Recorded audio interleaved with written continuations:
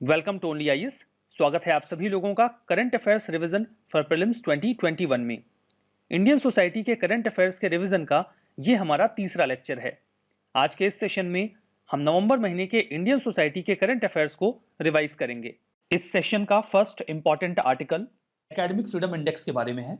तो इंडिया का स्कोर इसमें भी 0.352 मिला है हमें, जो कि खराब है। Academic freedom index is a tool जो हमें बताता है कि चल क्या रहा है। तो एकेडमिक फ्रीडम इंडेक्स क्या बताएगा कि एकेडमिक फ्रीडम इंडिया में कैसी है। इन जनरल इसका मतलब ये है कि जो स्कॉलर्स हैं उनको अपने आइडियाज को एक्सप्रेस करने की कितनी आज़ादी है बिना ऑफिशियल इंटरफेरेंस के या प्रोफेशनल डिसएडवांटेज के।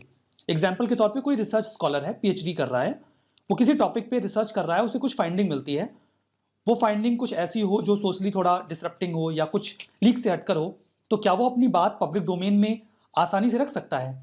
समटाइम्स अगर उसने कुछ लीक से हटकर बात कर दी तो यूनिवर्सिटी ने उसे रेस्ट्रिकेट कर दिया, या उनकी जो फंडिंग है वो रोक दी गई, या फिर उनको किसी और तरीके का लीगल ग्लिच फेस करना पड़ गया। ऐसा कोई प्रॉब्लम तो नहीं होता, इंडिया में होता है। इंडिया में बहुत आसानी से आप अपने थॉट्स फ्रीली नहीं रख सकते, यही इस इंडेक्स में पोर्ट्रे किया गया है। इसे पब्लिश किया जाता है ग्लोबल पब्लिक पॉलिसी इंस्टीट्यूट के द्वारा। वो ये बताते हैं कि किस देश में स्कॉलर्स को कितनी ज़्यादा आज़ादी है। यहाँ पे एकेडमिक फ्रीडम को पूरी दुनिया में इवेलुएट करते हैं। 8 कंपोनेंट हैं जिसके माध्यम से स्कोर्स बनाए जाते हैं। रिसर्च करने की और पढ़ाने की, उसमें कितनी फ्रीडम है आपको। एकेडमिक एक्सचेंज एंड डिसेमिनेशन में आप अपने विचार कैसे आसानी से आदान प्रदान कर पाते हैं नहीं। इंस्टीट्यूशनल ऑटोनॉमी कैसी है, कैंपस की integrity, freedom of academic and cultural expression, constitutional protection मतलब आपके लिए लॉज कैसे हैं जो प्रोटेक्ट करते हैं कि नहीं, international legal commitment, international level पे जो कन्वीनियंस हैं या फिर जो भी रूल्स एंड रेगुलेशंस बनाए गए हैं वो कितना इंश्योर कर पाते हैं, सोशल एंड कल्चरल राइट्स कैसे हैं, और यूनिवर्सिटीज़ किस तरीके से परफॉर्म कर रही हैं। इन सभी पैरामीटर्स पे इवेलुएट किया जाता है कि एकेडमिक फ्रीडम कैसी है। इसमें स्कोर किया जाता है 0 से 1 के बीच में। अगर स्कोर 50 के नीचे है मतलब 0.50 कहेंगे, तो मतलब परफॉर्मेंस जो है वो अच्छा नहीं है। की फाइंडिंग्स क्या है, इंडिया का स्कोर 0.352 है मतलब 0.5 से नीचे है। सऊदी अरेबिया के नज़दीक में है 0.27। लीबिया उसके बाद, मतलब हम सऊदी अरेबिया और लीबिया के नज़दीक है। अगर हम इस स्कोर को देखें तो इसमें 35 कंट्रीज इवेलुएट नहीं की जाती, including USA and Australia. Top performer में हमें उरुग्वे और पुर्तगाल मिलते हैं। ठीक है, अगला आर्टिकल बॉडी मास इंडेक्स यानी कि बीएमआई के बारे में है। हाल ही में द लैंसेट जो कि एक इंग्लिश जर्नल है, उसने एक स्टडी को पब्लिश किया।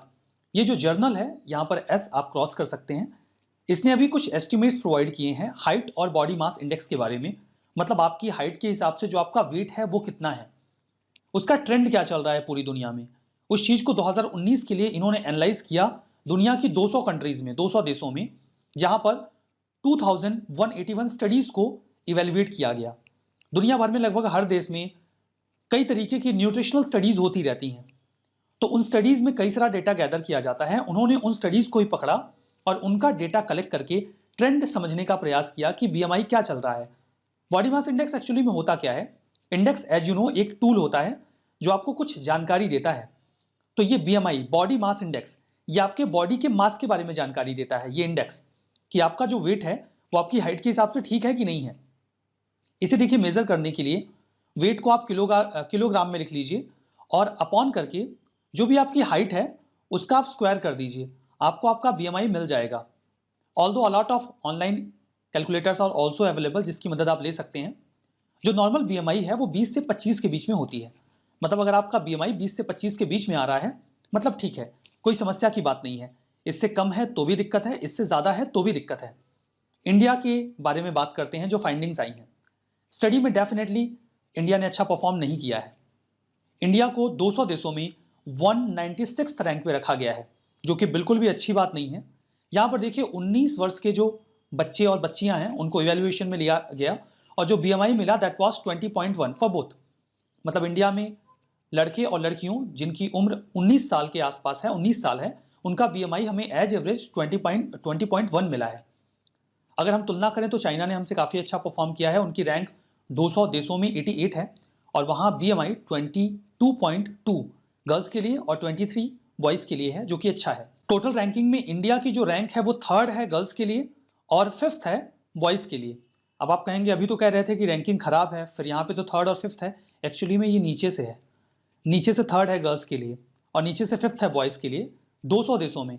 मतलब कि हमने बहुत ही पुअर परफॉर्म किया है बीएमआई में। जो हमारा अगला आर्टिकल है वो interstate migrant policy index Impex के बारे में है, हाल ही में रिलीज किया गया है। इसे कौन डेवलप करता है? इसे डेवलप करता है एक इंस्टीट्यूशन जिसका नाम है इंडिया माइग्रेशन नाउ, IMN। ये एक मुंबई बेस्ड रिसर्च इंस्टीट्यूशन है, नॉन प्रॉफिट है, फायदे के लिए काम नहीं करता। एक इवैल्यूएशन करता है माइग्रेशन का वेरियस स्टेट्स में विद इन इंडिया। ये सभी स्टेट्स में कंपैरिजन करता है 100 वैल्यू पॉइंट्स के बेसिस पे कि कौन कितने अच्छे तरीके से जो माइग्रेंट्स आ रहे हैं जॉब के पर्पस से, एजुकेशन के पर्पस से या किसी भी अदर पर्पस से, उन्हें इंटीग्रेट कर पा रहा है। पैरामीटर्स की बात करें तो ये कई तरीके के पैरामीटर्स इसमें इंक्लूड करते हैं वाइल इवैल्यूएशन, जैसे child rights, education, health and sanitation, housing, identity and registration वगैरह जो भी वहां पे करवाया जा रहा है, लेबर मार्केट कितना बढ़िया है, सोशल बेनिफिट्स जो माइग्रेंट्स आ रहे हैं उनको स्टेट कितना बढ़िया तरीके से दे रहा है, पॉलिटिकली उनका इंक्लूजन समावेशन हो रहा है कि नहीं हो रहा है। क्या निकल के आया इस पूरे इंडेक्स में, जिसे हम इंपेक्स कह रहे हैं। इस इंडेक्स में ओवरऑल हमें क्या मिला? दैट इज केरला ने इस पूरी लिस्ट को टॉप किया है with the score point 57, Goa को 51 पॉइंट मिला आउट ऑफ 100, राजस्थान को 51। किन स्टेट्स में ज्यादा माइग्रेशन हो रहा है? इंटरस्टेट माइग्रेशन की अगर हम बात करें, एक राज्य से दूसरे राज्य में लोग जा रहे हैं, तो जो 7 स्टेट हैं, पंजाब, हरियाणा, दिल्ली, गुजरात, महाराष्ट्र, तमिलनाडु और केरला, ये 51% इंडिया का जो इंटरस्टेट माइग्रेशन है उसे अकोमोडेट करते हैं, कवर कर लेते हैं। इंपॉर्टेंट है, वो रिलेटेड है national portal for transgender person से। एक नया पोर्टल है जिसके तहत गरिमा गृह स्कीम का भी अनावरण किया गया है। गरिमा गृह स्कीम एक शेल्टर होम है जो ट्रांसजेंडर लोगों के लिए सुविधाएं प्रोवाइड करेगा। इससे पहले बात करते हैं पोर्टल ओवरऑल है क्या। देखिए, जब भी कोई व्यक्ति जो ट्रांसजेंडर्स हैं उनको अब रिजर्वेशन भी दिया जाता है, उनको जो सुविधाएं दी जाती हैं, इसके लिए उन्हें सर्टिफिकेट बनाने के लिए वो हाँ कि वो रिकॉग्नाइज्ड है एज ए ट्रांसजेंडर, काफ़ी समस्याओं का सामना करना पड़ता था। इसीलिए ये पोर्टल बनाया गया है। किसके द्वारा? Ministry of social justice and empowerment के द्वारा। ठीक है, ये पोर्टल करेगा क्या? ये उनको उनकी आइडेंटिटी कार्ड देगा, उनको सर्टिफिकेट देगा डिजिटली कंट्री में कहीं से भी, और ये आई कार्ड बिना किसी फिजिकल इंटरफेस के मिलता है, यानी उनको कोई प्रॉब्लम नहीं होगी। इसको कहीं भी देश में वो प्रिंट आउट करा के इस्तेमाल कर सकते हैं। खास बात यह है कि ये कहीं से भी डाउनलोड हो सकता है और बिना फिजिकल इंटरेक्शन के, तो काफ़ी सुविधाएं मिल पाएगी। ये right to self perceive gender identity की बात करता है, यानी अगर उनको लगता है कि उनकी जेंडर आइडेंटिटी ये है तो ये उसका प्रोसीजर जो है वो इसमें डिफाइन किया गया है और बताया गया क्या नियम है जिसके तहत आप सेल्फ परसीव जेंडर आइडेंटिटी का जो आपका अधिकार है, यानी अगर आपको लग रहा है कि आप ट्रांसजेंडर हैं तो उसका जो प्रोसीजर है वो सब बताया गया है। और ये जो सर्टिफिकेट मिलता है वो डिजिटली मिलता है और आप कहीं भी इसको निकाल सकते हैं अगर कोई ट्रांसजेंडर व्यक्ति है तो। इसके अलावा जो गरिमा गृह स्कीम है वो वडोदरा गुजरात में गरिमा गृह एक शेल्टर होम बनाया गया है जो पार्टनरशिप में है किसके साथ? लक्ष्य ट्रस्ट के साथ। तो ये क्या करेगा? ये कम्युनिटी बेस्ड ऑर्गेनाइजेशन है जहाँ जो ट्रांसजेंडर लोग हैं उनको रिहेबिलिटेट किया जाएगा। जो पीड़ित वर्ग के लोग हैं ट्रांसजेंडर समाज में, उनके लिए क्लोथिंग, योगा, इस तरह की लाइब्रेरी की फैसिलिटीज़ हो गई, लीगल सपोर्ट हो गया, जो भी समस्या उनको रहती है। किसी को अगर जेंडर ट्रांजिशन करवाना है, सर्जरीज चाहिए, या फिर उनको ट्रांसजेंडर फ्रेंडली ऑर्गेनाइजेशंस, एम्प्लॉयमेंट, इन सभी के बारे में जानकारी देना, इन सब की सुविधाएं प्रदान करना, ये कार्य होगा गरिमा गृह का। और अभी तो ये वडोदरा गुजरात में खोला गया है, लेकिन ये प्लान है कि आगे देश के 10 बड़े शहरों में ये स्टैब्लिश किया जाएगा और 13 शेल्टर होम आइडेंटिफाई किए गए हैं। जो शहर हैं वो वडोदरा, न्यू दिल्ली, पटना, भुवनेश्वर, जयपुर, कलकत्ता, मणिपुर, चेन्नई, रायपुर और मुंबई है। मतलब ओवरऑल कंट्री के हर कोने से एक शेल्टर होम होगा ताकि ट्रांसजेंडर लोगों की जो समस्याएं हैं उनका निवारण हो सके। याद रखिए किस मिनिस्ट्री ने किया था, ठीक है, पोर्टल का नाम क्या था, और ये जो गरिमा गृह है ये क्या करता है। जो हमारा अगला आर्टिकल है वो pneumonia and diarrhoea progress report 2020 के बारे में है। Annual pneumonia and diarrhoea progress report 2020 अभी हाल ही में रिलीज की गई। रिलीज किसने किया? रिलीज किया गया International Vaccine Access Center IVAC और Johns Hopkins Bloomberg School of Public Health जो कि USA से बिलोंग करता है, इनके द्वारा। कुछ पैरामीटर्स हैं, 10 इनके पैरामीटर्स हैं जिसके बेसिस पे डिसाइड करते हैं कि न्यूमोनिया और डायरिया को टैकल करने के लिए देश कितना बढ़िया काम कर रहे हैं। कुछ एक उनमें पैरामीटर्स यहाँ पे बताए गए, जैसे breast feeding, vaccination, access to care, use of antibiotics, ORS, zinc supplementation.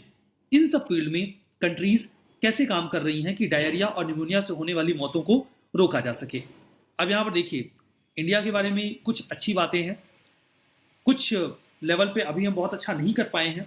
India ने 90% कवरेज अवेल कर लिया है उन 3 वैक्सीनेशंस में जो इस रिपोर्ट में 5 कवर की जाती हैं। 5 कवर की जाती हैं, उनमें से 3 में इंडिया ने 90% कवरेज अवेल कर लिया है। रोटा वायरस वैक्सीन की बात करें तो इंडिया का जो कवरेज है वो 2018 में 35% था, वो बढ़ के 53% हो गया, जो कि बढ़िया है। इंडिया का जो इम्यूनाइजेशन कवरेज है, न्यूमोकोकल जो निमोनिया होता है, ये एक बैक्टीरियल निमोनिया का टाइप है, उसमें 2019 में 15% हो गया है, जो कि 2018 में महज 9% था। हालांकि ट्रीटमेंट डायरिया के लिए अगर हम बात करें तो वो अभी भी केवल 51% बच्चों को ही मिल पाता है। और जिंक मतलब ओआरएस की बात करें, ओआरएस का जो सप्लीमेंटेशन है वो केवल 51% बच्चों को मिल पाता है, और जिंक सप्लीमेंटेशन केवल 20% बच्चों को। तो इस फ्रंट पे अभी भी हम थोड़ा लैग कर रहे हैं। रोटा वायरस की बात करें तो ये कई तरीके की डायरिया को कॉज करने वाला एक कॉमन रीजन है, जो कि इन्फेंट्स को दुनिया भर में प्रभावित करता है, 1 साल से कम उम्र के बच्चों को। ये फैकल ओरल रूट से पहुंच जाता है। अगर कोई गंदा हाथ हो, सरफेस हो, या फिर कोई ऑब्जेक्ट हो जहां पर कंटेमिनेटेड ऑब्जेक्ट हो, वो अगर कांटेक्ट में आ गया किसी बच्चे के या ह्यूमन के, तो फिर ये प्रॉब्लम हो जाती है। निमोनिया की बात करें तो ये लंग्स का इन्फेक्शन होता है। इसमें लंग्स में जलन स्टार्ट हो जाती है, इन्फ्लेमेशन स्टार्ट हो जाता है। जो एयर शैक्स होते हैं लंग्स में, जिन्हें एल्वियोली कहा जाता है, उनमें फ्लूइड भर जाता है, पस भर जाता है, जिससे सांस लेने में बड़ी तकलीफ होने लगती है। यहाँ पर देखिए, ये जो लंग्स हैं, इसमें ये जो एल्वियोली है, इसमें पूरा पस भर जाता है, ये सूज जाता है, तो जिसके बाद बहुत प्रॉब्लम हो जाती है। कई तरीके के रीजंस होते हैं इन इन्फेक्शंस के, वो वायरस, बैक्टीरिया और फंगस तीनों ही हो सकते हैं। ठीक है, हमारा अगला आर्टिकल पोषण अभियान के बारे में है। नीति आयोग ने पोषण अभियान पे भी एक रिव्यू रिपोर्ट जारी की है।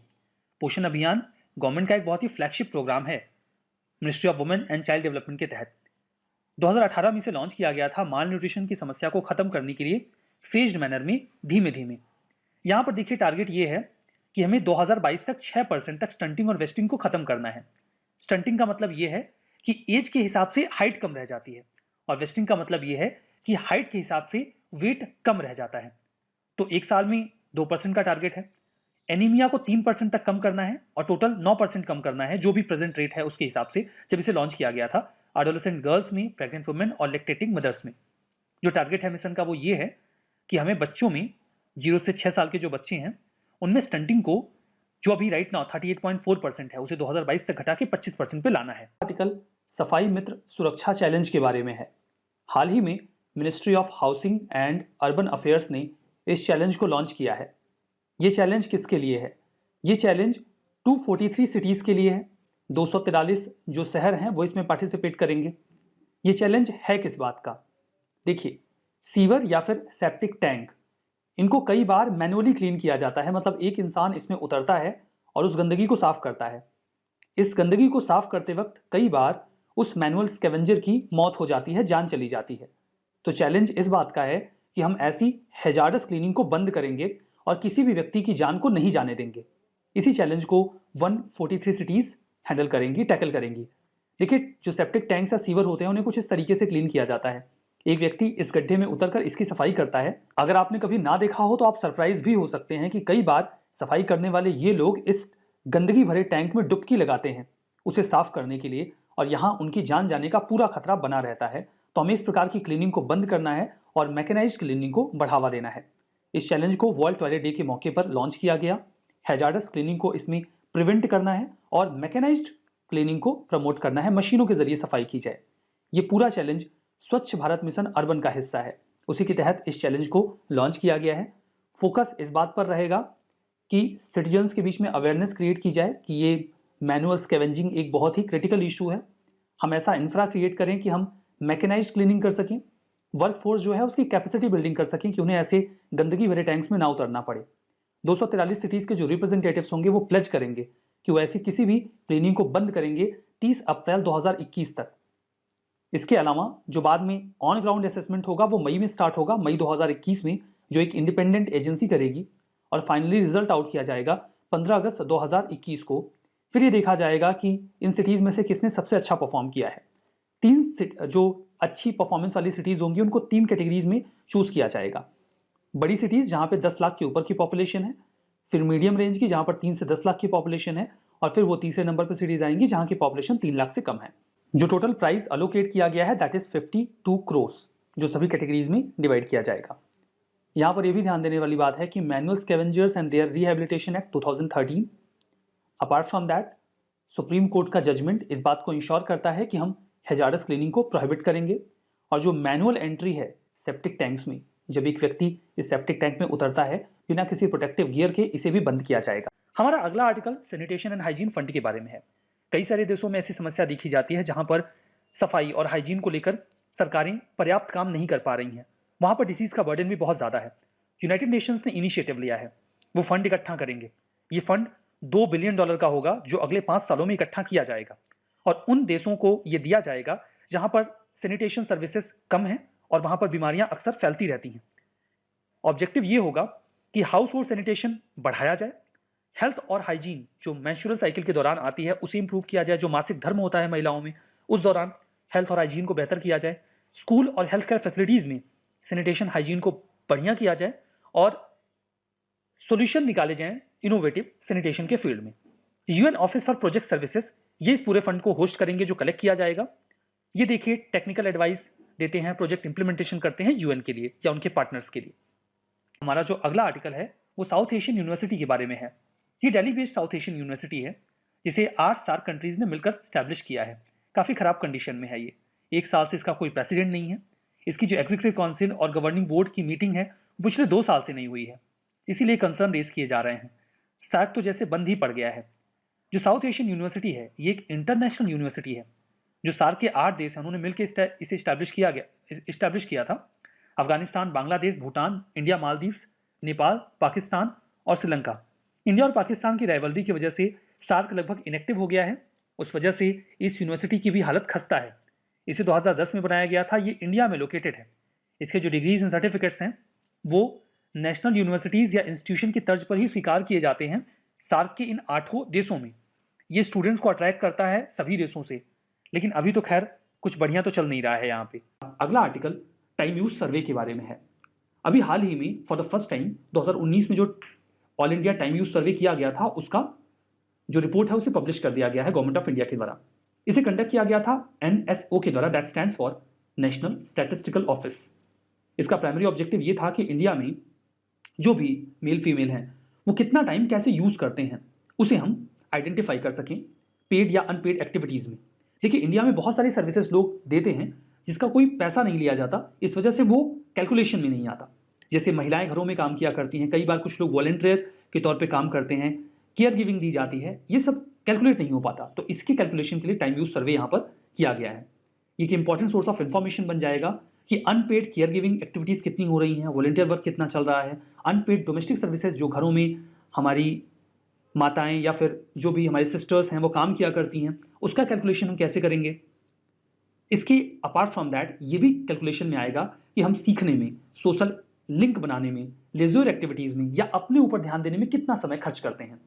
जो टाइम यूज सर्वे है ये वुमेन और गर्ल्स के ऊपर कितना बर्डन आ रहा है इंडिया में उसका भी इवेल्युएशन कर सकता है जो उसने किया, और घरों के कामों में, अनपेड सर्विसेज में वो कितना ज़्यादा समय देती हैं। अब चूंकि इससे ये भी हमें समझ में आता है कि अगर वो ज़्यादा समय यहाँ पर दे रही हैं तो मतलब वो अपने ऊपर कम समय देती हैं, लेज्योर के लिए, एम्प्लॉयमेंट के लिए उनके पास कम समय बचता है, तो ये वुमेन एम्पावरमेंट को प्रभावित करता है, ये भी पता चल जाता है। क्या मिला हमें इस रिपोर्ट में? इसमें रिपोर्ट में ये मिला कि महिलाएं घरों के कामों में डोमेस्टिक कोर्स में बहुत ज़्यादा समय देती हैं, अप्रॉक्सीमेटली 4 आवर्स। इन जनरल ये ज़्यादा भी होता है, वो 243 मिनट्स यहाँ पर बताया गया है। 60 इंटू करेंगे तो आपको अप्रॉक्सीमेटली 4 आवर्स मिलेंगे, वो हाउस होल्ड वर्क में इन्वेस्ट करती हैं, जबकि एक मैन महज 25 मिनट का समय उसमें देता है। वो अपने पूरे टाइम का 19.5% या तो डोमेस्टिक वर्क में देती हैं या फिर केयर गिविंग में देती हैं। वो अनपेड होता है, उसको उन्हें कुछ मिलता नहीं है। जबकि एक व्यक्ति, मैन जो होता है, वो केवल 2.5% अपने पूरे दिन का समय इसमें देता है। ये भी देखा गया है कि जो रूरल वुमेन हैं वो या तो पेड या फिर अनपेड वर्क में इन्वॉल्व रहती हैं, चाहे वो खेतों में, फील्ड में काम कर रही हैं तो कुछ पेमेंट मिल जाती है, बट वो काम में लगी रहती हैं। जबकि अर्बन वुमेन सीखने में, सोशल कॉन्टैक्ट बिल्ड करने में या लेजर एक्टिविटीज में भी अपना ज़्यादा समय खर्च कर पाती हैं, जो कि रूरल वुमेन को नहीं मिल पाता है। Next article, women and trade.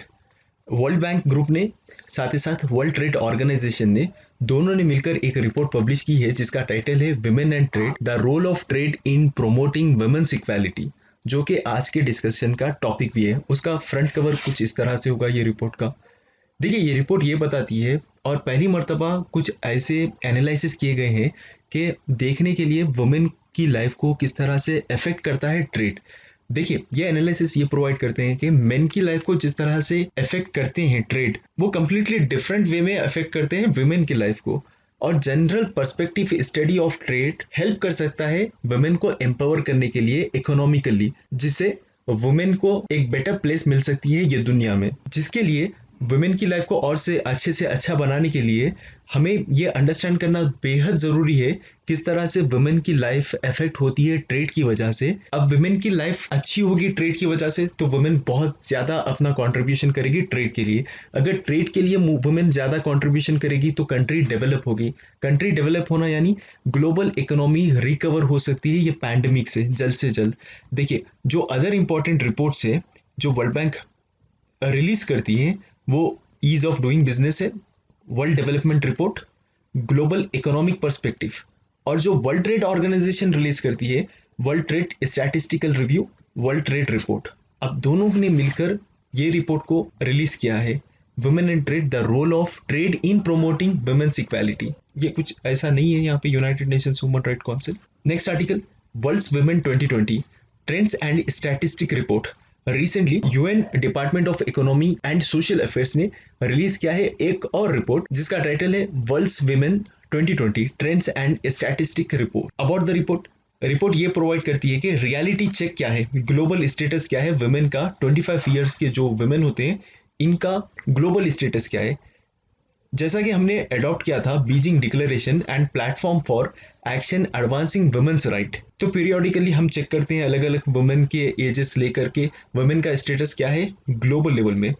ये रिप्रेजेंट करता है प्रोग्रेस किस तरह से हो रहा है जेंडर इक्वालिटी के और फॉलोइंग 6 क्रिटिकल एरियाज, जैसा कि population and families, health,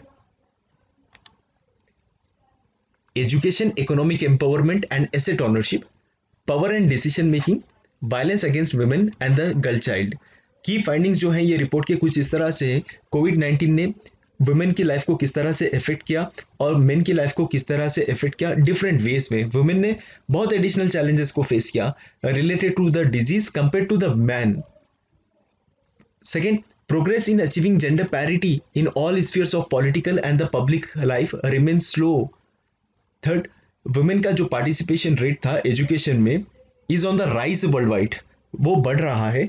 unequal distribution जो होता था अनपेड डोमेस्टिक वर्क के लिए और केयर वर्क के लिए वो रुकाता था वुमेन्स का economic potential. Violence against women and the girl child remains a global issue, आज भी वही है, ये बता रहा है report. Last is population pattern जो है वो चेंज हो रही है फैमिली कंपोजिशन की, जैसा कि वर्ल्ड वाइड में जो चल रहा है age at which women and the men first marry has risen over the past 2 decades। जाहिर सी बात है इकोनॉमिक कंडीशंस खराब है तो लोग क्या करते हैं, मोस्टली ये होता है इकोनॉमिक कंडीशंस खराब होने की वजह से मैरिजेस के प्रपोजल्स को डिले किया जाता है। एज वुमेन की 23 हो गई है और मैन की एवरेज 26.5 है। ये सालों में ये एज में ये लोग शादी करते हैं mainly due to increased education, ये भी हो सकता है एक reason, formal employment opportunities and women's greater economic independence. तो आज के इस सेशन में बस इतना ही। Thank you very much.